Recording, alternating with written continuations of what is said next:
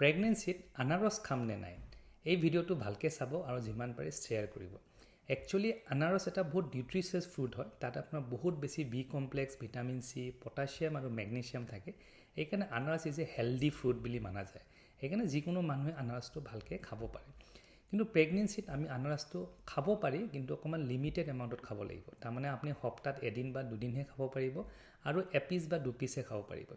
বেছি পৰিমাণত যদি আপুনি আনাৰস খায়, আনাৰসৰ এটা কম্পাউণ্ড থাকে যোনটোক আমি ব্ৰমলিন বুলি কওঁ।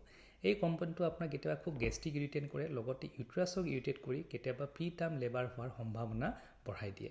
সেইকাৰণে আপুনি আনাৰস যদি খায়, সদায় মনত ৰাখিব যে সপ্তাহত এদিন বা দুদিনহে খাব, এপিচ বা মেক্সিমাম 2 পিচৰ বেছি আপুনি আনাৰস নাখাব। ছেকেণ্ড কথা খেয়াল ৰাখিব, আনাৰসটো যেতিয়া খাব সদায় আনাৰসৰ মাজৰ পৰ্চনটো বাদ দি খাব। ষ্টাডিজত দেখা গৈছে যে ব্ৰমলিন কম্পাউণ্ডটো বেছি আনাৰসৰ মাজৰ পৰ্চনটোত থাকে। সেইকাৰণে এইটো বাদ দি যদি আপুনি বাকী পৰ্চনটো খায়, এইটো আপুনি ছেফলি